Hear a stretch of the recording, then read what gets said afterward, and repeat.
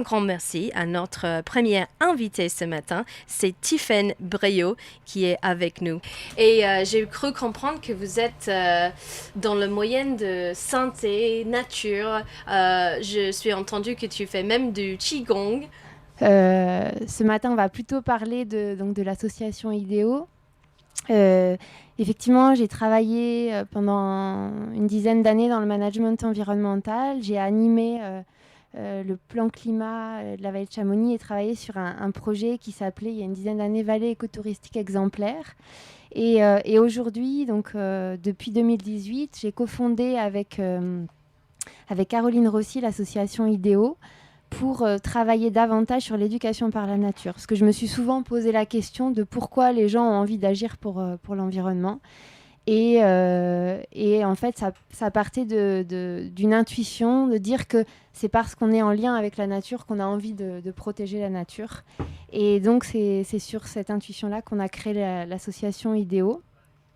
Et Caroline m'a rejoint ensuite, donc elle s'est formée à l'intelligence collective et donc l'idée c'était d'accompagner des structures à une plus grande conscience écologique, à mettre en place des actions environnementales par le lien à la nature et l'intelligence collective. Ouais, pourquoi vous avez lié ça avec les enfants du coup?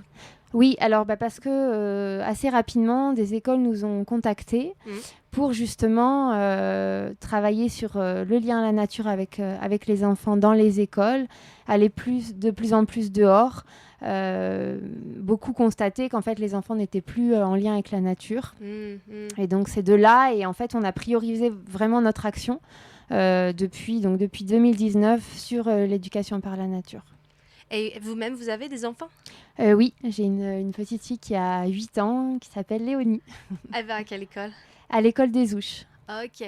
Ah oui, qui nous accueille dans le train aujourd'hui aussi. Oui, c'est ça. Un truc de fou.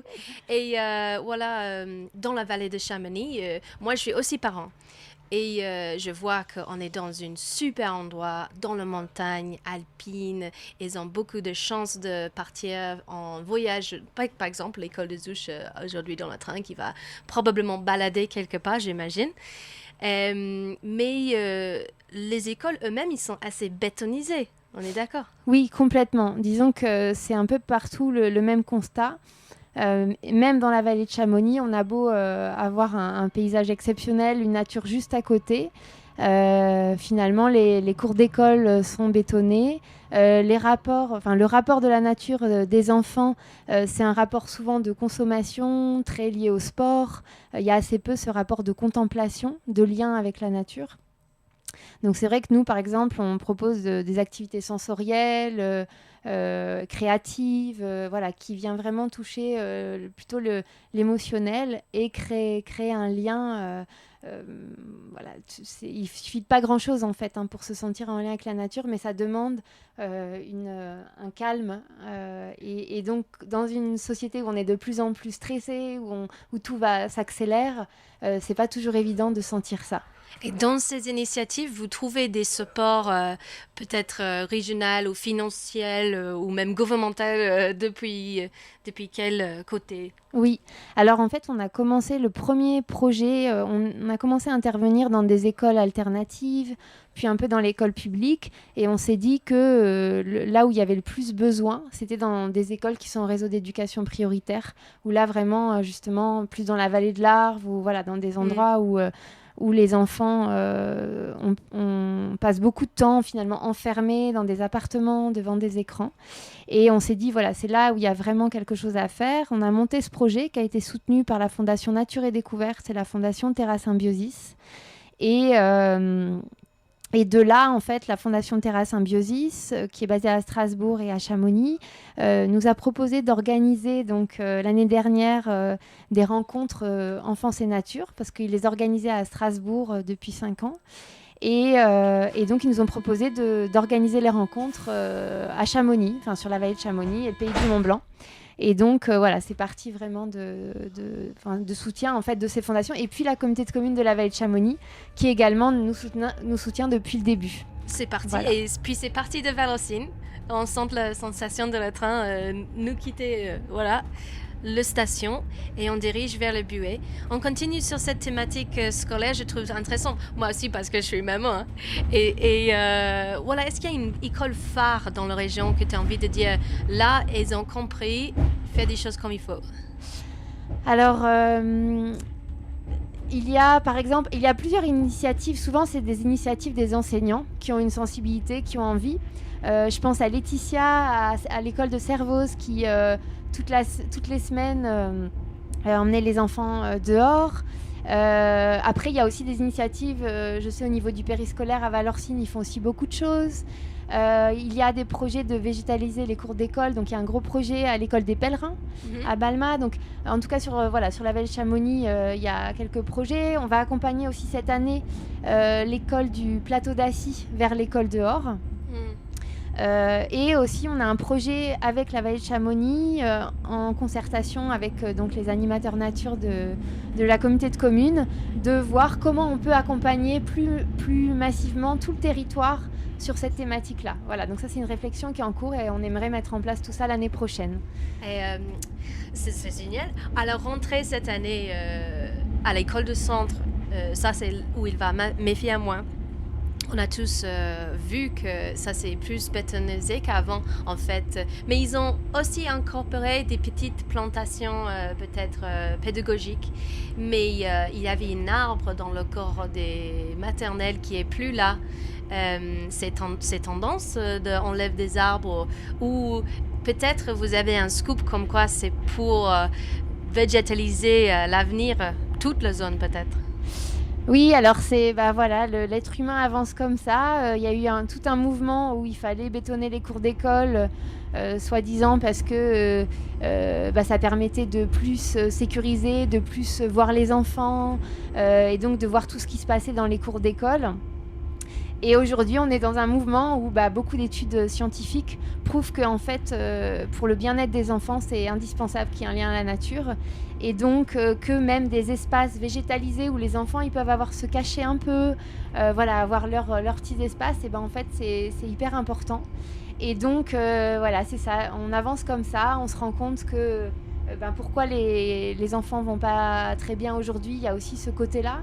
On est en train, on est dans des générations hors sol, hein, on le voit, nous, quand on intervient en école qui sont en REP, les enseignants nous disent que vraiment, même les enfants ne marchent plus du tout dans l'herbe, et donc voilà, ça devient vraiment urgent de renaturer les cours d'école, d'emmener à nouveau les enfants dehors le plus régulièrement possible, parce que le lien, il se crée aussi quand on y va régulièrement et, si possible, quand on va toujours au même endroit. Parce que c'est comme ça qu'on développe une qualité d'observation.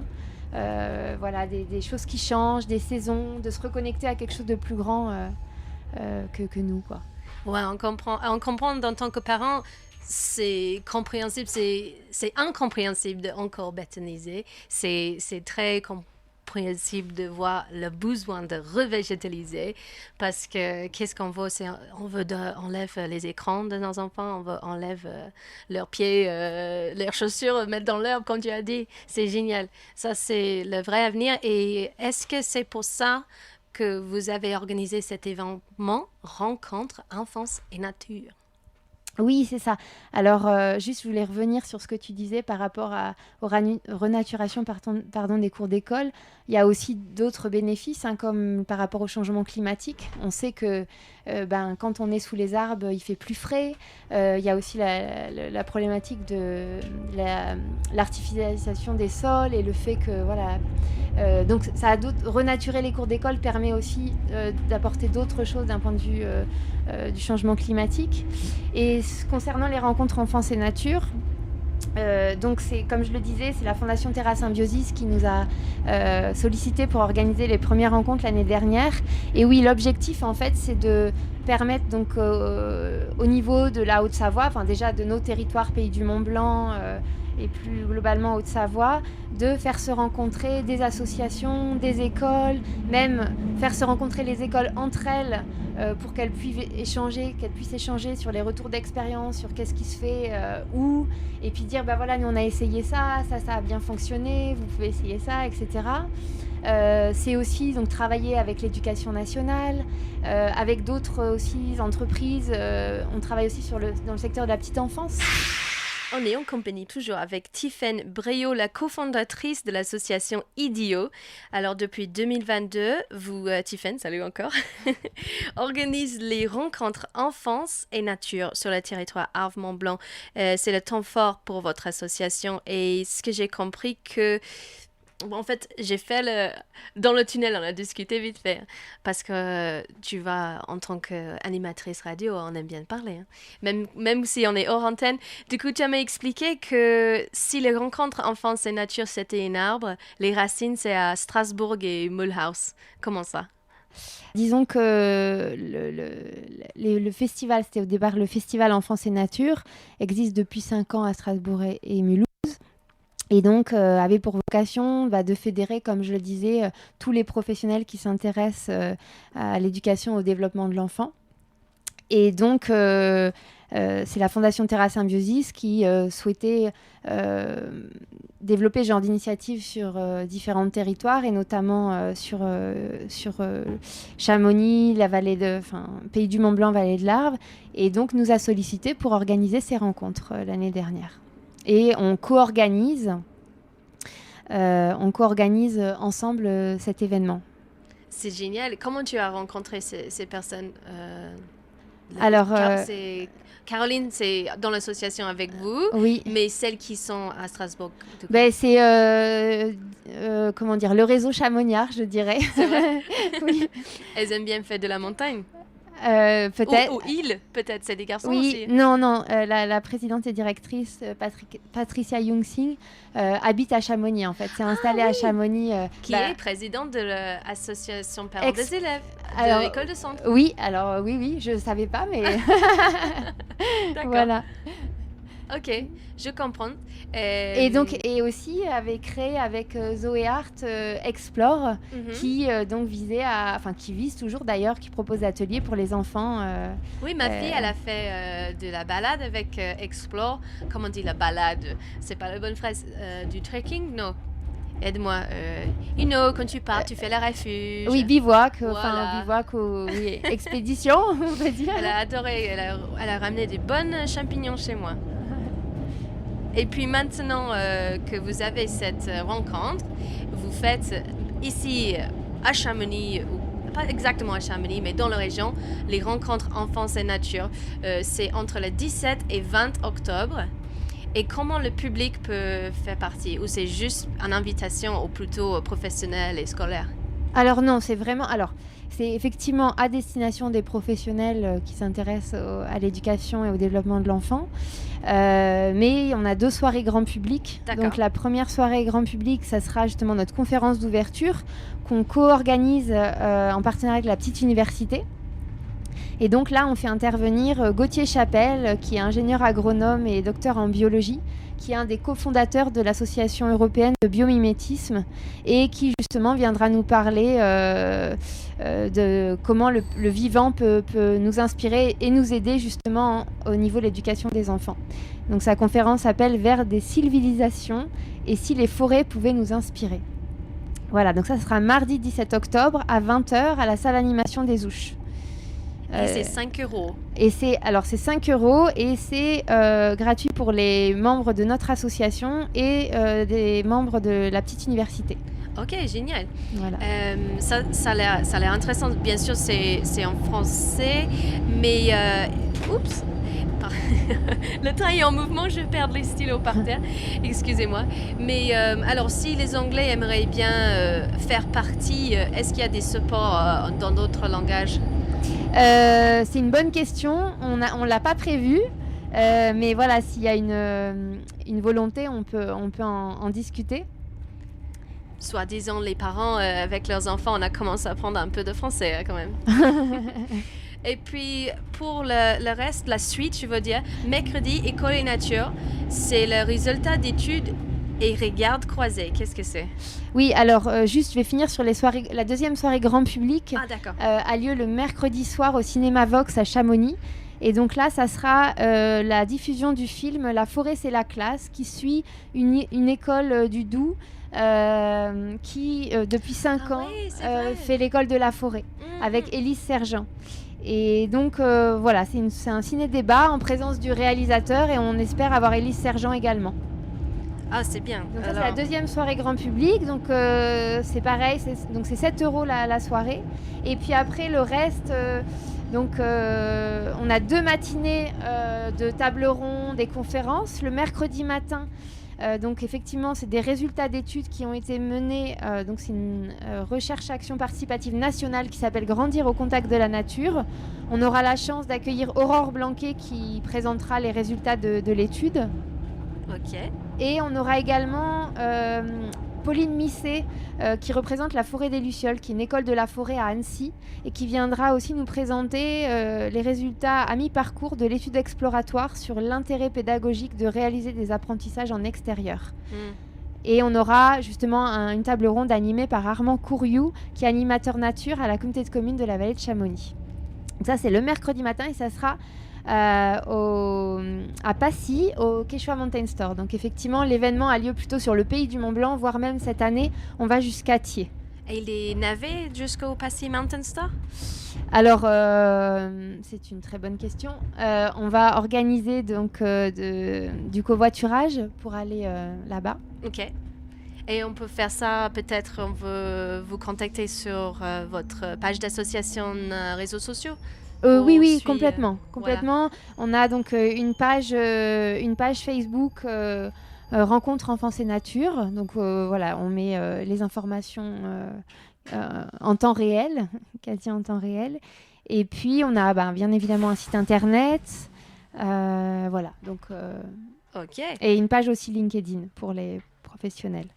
Et juste en général, parce qu'on revient vers un peu le topic premier de parler des écoles, etc. Mais en général, parce que tu as parlé des écoles buissonnières, c'est quoi le mot? École de la forêt. Oui, c'est ça. Buissonnière, ça se dit? Alors oui, école buissonnière. Buissonnière. Oui. Ça vient d'où cette mot? Déjà, c'est quoi les racines? Oui, alors c'est une très bonne question. École buissonnière, c'était l'idée de... au départ, c'était de ne pas aller à l'école et justement d'aller dans la nature. Ok. Puis en français, on peut appeler ça le buisson, oui, c'est ça. Okay. Oui, inspiré du buisson. Donc, en gros, les enfants qui allaient se cacher dans les buissons pour pas aller à l'école. Ok. Qui préféraient passer du temps en nature. Donc, et là, maintenant, c'est pas une concurrence à l'école, c'est pas comme une Montessori ou un truc comme ça? Non, là, l'idée, c'est justement d'aller dehors et les enseignants aussi se rendent compte. Et donc, on va avoir justement les résultats de l'étude exploratoire.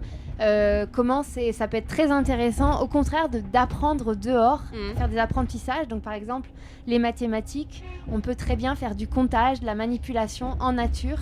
Et comment, finalement, par cette manipulation, on intègre mieux les apprentissages que des fois par des connaissances transmises comme ça en classe. Oui, j'aime bien cette idée qu'ils sortent en nature, ils comptent des pierres qu'avec l'application Nooms. Vous connaissez bien sûr. Non, alors je connais pas. Non, c'est vrai qu'on est plutôt... On essaye de lâcher les téléphones et les applications pour être plus dehors dans le vivant. Mais voilà, ça peut... Mais je ne connais pas. C'est une application qu'il utilise, l'école promouvoit même que pour les enfants utilisent dans la classe et puis à la maison. D'accord.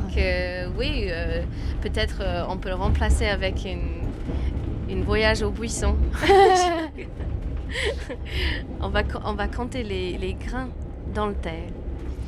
Et après, on va pousser notre apprentissage nature et mathématiques. C'est ça. Alors, jeudi 19, qu'est-ce qui se passe le jeudi?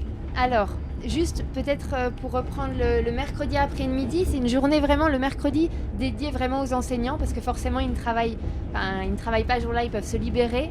Et donc le mercredi après-midi, on propose des ateliers pratiques justement. Ok. Alors donc Aurore Blanquet nous proposera, qui elle forme beaucoup d'enseignants à l'école dehors, proposera aux enseignants un atelier qui s'appelle Installer son école dehors. Gauthier Chapelle, donc, qui fera la conférence du mardi soir, ça sera plutôt une réflexion générale sur quels sont nos blocages psychologiques à aller dehors et qu'est-ce que ça signifie dans sa globalité. Mais souvent, c'est pas le blocage de l'enseignant, c'est le blocage des parents des élèves aussi. Effectivement, il y en a plusieurs, il y a plusieurs blocages et lui abordera cette question-là. Je suis toujours en compagnie de Tiffaine Brio et nous parlons, juste avant d'être coupé, on a parlé des événements, l'événement Rencontre Enfance et Nature. Le programme, exactement, et il est disponible sur festival-enfance-nature.fr dans son intégralité. Et puis, j'ai vu dans ton sac, Tiffaine, j'ai vu que tu as une grosse, pile de flyers à mettre partout à Chamonix. Où on peut les trouver? Tu vas les distribuer? Alors, on va les distribuer au niveau des écoles et puis on en mettra quelques-uns aussi dans différents lieux. Comme je disais tout à l'heure, c'est vrai qu'il y a 2 soirées pour grand public et la plupart des autres événements sont plutôt destinés aux professionnels de l'éducation et du développement de l'enfant. On vient de quitter du coup l'EPRA et on dirige vers Chamonix où on va accueillir l'association Butch à Butch. Mais on aimerait terminer notre discussion sur le programme d'abord.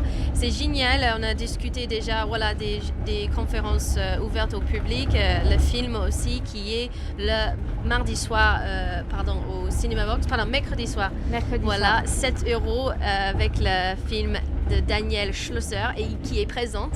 Oui. C'est génial de discuter aussi. La forêt, c'est la classe. Et puis, jeudi, pour terminer, qu'est-ce qui se passe jeudi? Alors, jeudi, on a une conférence sur éducation dehors et risques, quelle conjugaison possible. On accueille Anne-Louise Ness, qui est sociologue et formatrice dans le champ éducatif et médico-social. Et on se posera cette question de finalement c'est quoi les risques à faire école dehors, parce que c'est souvent un des blocages importants, c'est les enfants vont se blesser, on a plein de constructions mentales comme ça qui fait qu'on n'ose pas passer le pas, et donc on va un petit peu discuter de tous ces sujets. Avant d'être coupé, on parlait de ce sujet exactement, comme quoi c'est plutôt les parents qui bloquent aussi de la fait de accueillir une fiche chez eux qui crie « Ah oui, on va ramener les enfants au pique-nique, on va aller ici, là à gauche, il faut signer ». Peut-être il y en a qui ne signent pas. Oui, alors il y a toujours, il peut y avoir des freins à différents endroits, donc c'est vrai que justement l'idée de ces rencontres, c'est de parler de tous ces freins et de pouvoir les lever. Pour pouvoir mettre en place tout ça. Et suite à cette conférence, donc, on aura une table ronde sur l'enjeu du risque dans les pratiques éducatives en nature, de la petite enfance à l'adolescence.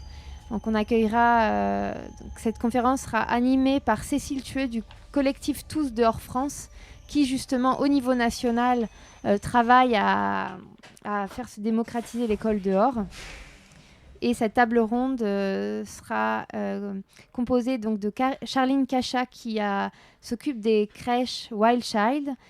On aura également Victorine Ponce du FJEP de Passy, Christine Karcher de la mairie de Combloux, et puis donc on devait avoir Mountain Riders qui au niveau du public plutôt adolescent, et donc on parlera aussi de ce public-là. Et qu'est-ce que c'est une canapé forestier? Ah oui, et donc l'après-midi, on ira rendre visite au canapé forestier à Combloux. Et donc c'est un lieu d'accueil en nature avec donc construit justement. Il faut venir voir.